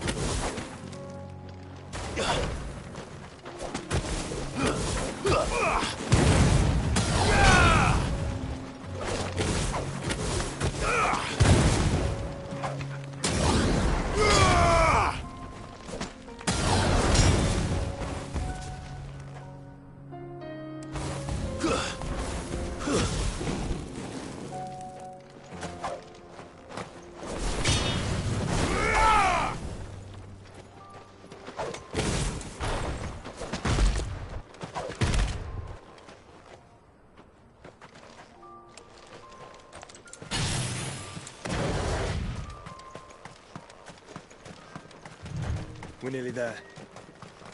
Have you been to Tabor before? There are a few places I haven't.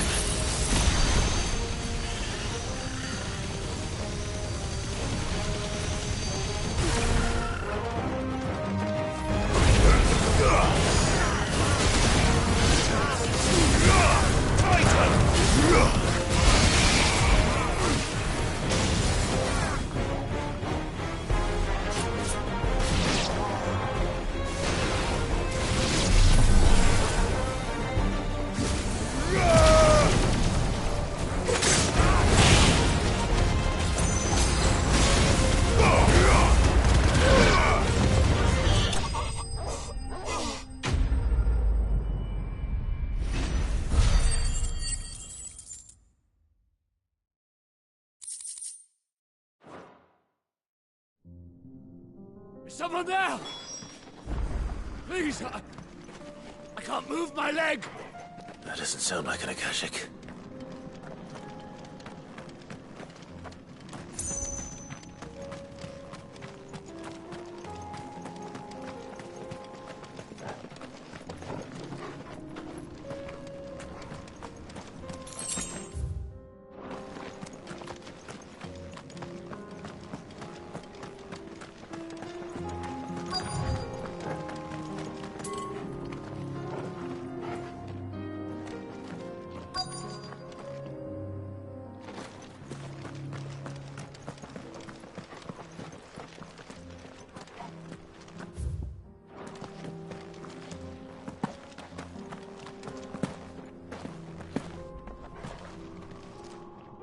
You're with the battalion? I am. I heard the fighting. Are the others? Taken care of. One of your brothers in arms told me what happened and asked for help. Another survivor? Where is he? Tell me. His wounds were too deep.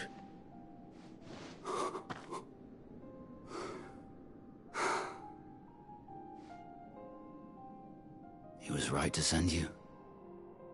Those things you slew are no longer my brothers. Tabor is safe thanks to you. Here, you've earned it.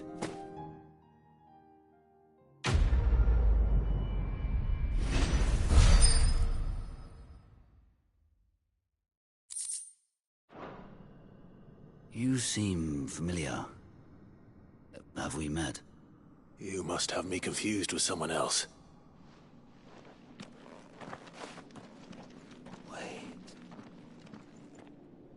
That scar. Son of a whore. You're Sid.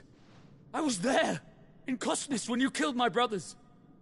I was there in Rosalith, when you killed my commander. My war with Hugo Kupka is over. I bear no ill will toward those who followed him. And what of my ill will? Coward! Draw your steel. Lord Kupka shall be avenged!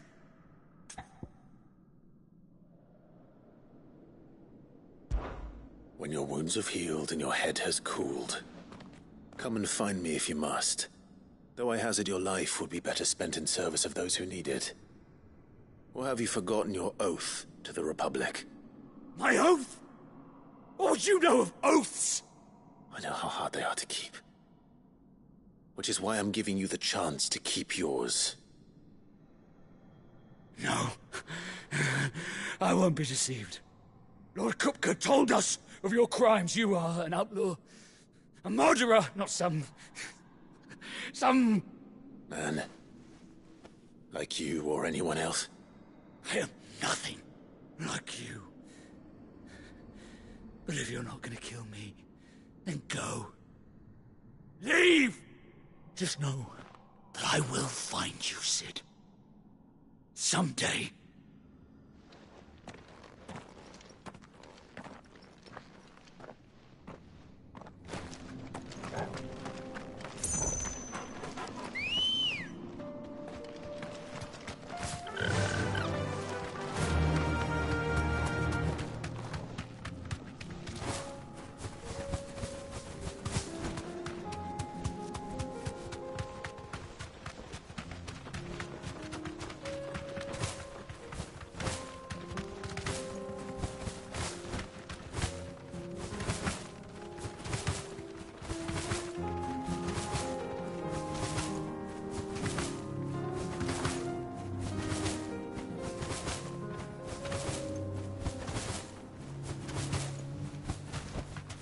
No need to ride from here. Where now, Joshua? There is a residence just inside the city gates. She awaits us within.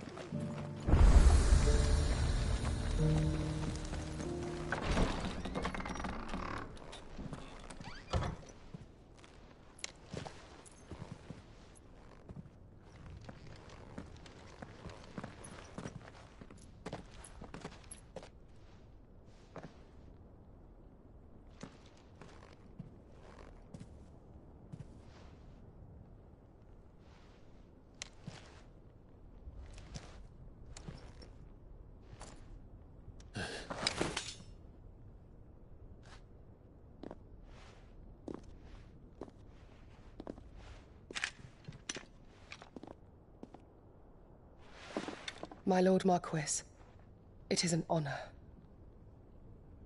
I am Yotei, Knight of the Undying, charged with the protection of His Grace Joshua Rosfield, Keeper of the Flame of the Phoenix. Of course. It all makes sense now. Would you care to elaborate? The Undying are loyal servants to the ducal throne. Or more specifically, to its heir. They have served our family for generations, albeit from the shadows. Since their inception, they have been tasked with the preservation and enactment of the rites of ancestral communion. After the events at Phoenix Gate, it was the Undying who delivered me to safety. And since the day I left Rosaria, Yotei has been my constant companion and protector. Without her sword, I would not have survived my journey across the realm. Rise, Lady Yotei.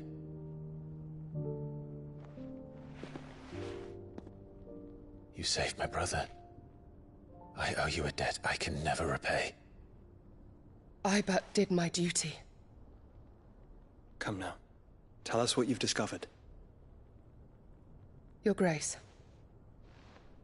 It is as you feared. The vessel we spied off the coast of the Crystalline Dominion on the night of her fall.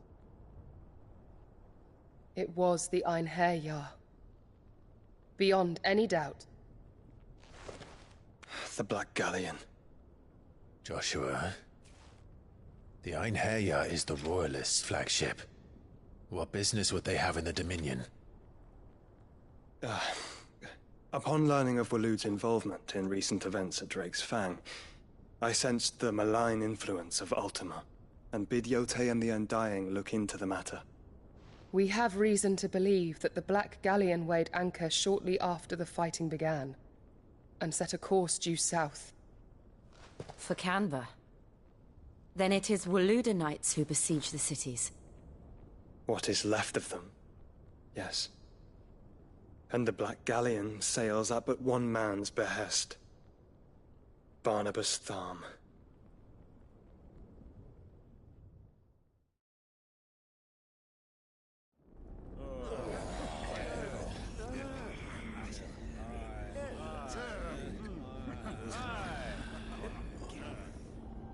But are we truly safe here in the Agora?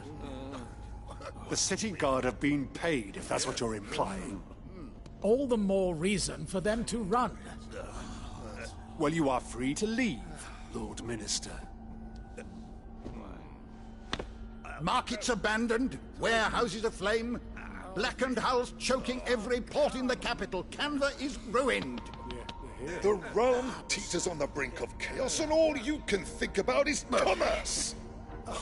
Forgive us. We were not aware Dhalmekia now subsisted on charity. How dare you!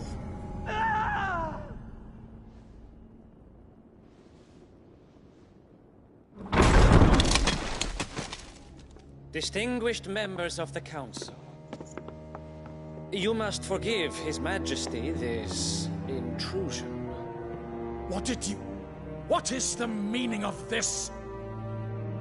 A trifle crowded, but I fear it will have to serve, my liege. Very well. My colleagues, do you not see? The king! He has come to save us from the Akashic!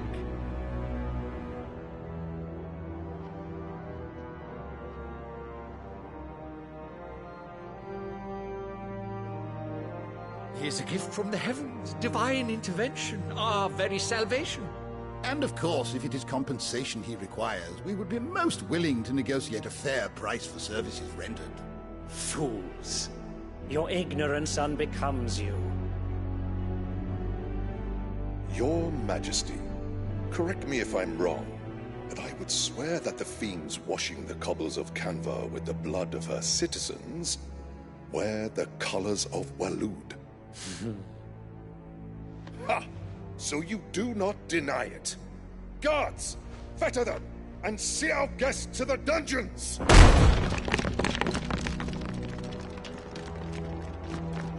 Enough.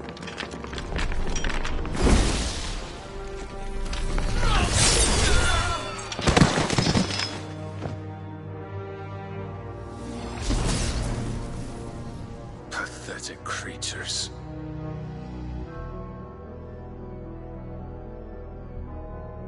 That you should imagine yourselves worthy of salvation. The girl is still here, somewhere in the city. Her consciousness fair dripping with her late father's hubris. A consciousness to which Mythos is inextricably bound and inexorably drawn. See that he is made welcome. Yes, Your Majesty. Come, Mythos. Surely the prince's light cannot have sated you.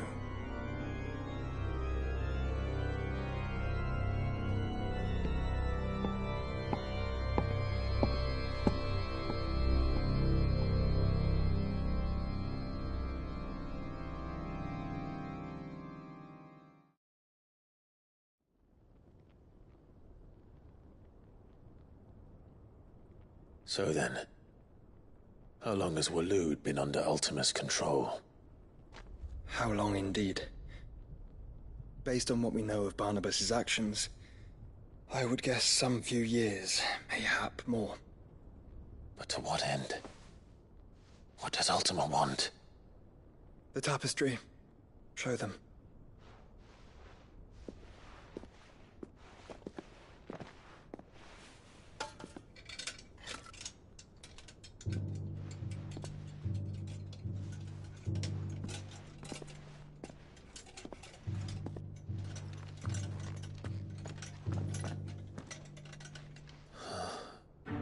By the flames. Phoenix Gate, Drake's Breath, and now here. But what is it? It is old, ancient, even. Naught remains of the faith it represents, save what can be gleaned from the image itself. None could tell me what the one in the apothecary meant, even the Undying. But I believe it may be the key to discerning Ultima's purpose. That figure in the center, the one beneath whom the Icons congregate, that I believe to be Ultima. He is a god, or at least godlike, his very existence beyond our ken. The Icons, and by extension their dominants, are meant to be his subjects, and while some, like Barnabas, have accepted this role, others have rejected it, like you, Clive, which is rather inconvenient, as it appears he needs you most of all. And gods don't like to be disobeyed. No, I don't suppose they do. Clive, may I tell Yotei of the lake? By all means. Yotei, I will be accompanying my brother to the Free Cities. Whilst we are afield, I would have you watch over those Clive has made his wards. Umielos delan tuisag ilith. Though well concealed, the hideaway lacks trained fighters to defend its occupants should they be discovered. But it is my duty to... As it has ever been my brother's duty, remember. If that is your wish, Your Grace. But please be safe. If aught were to befall you, You have my word.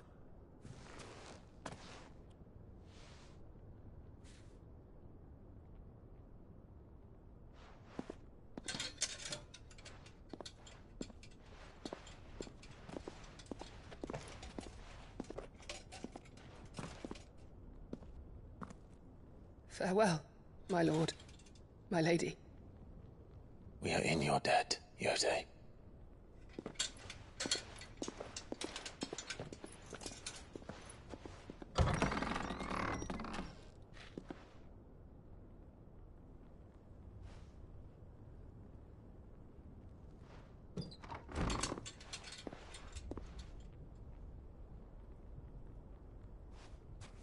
Let's find our friends.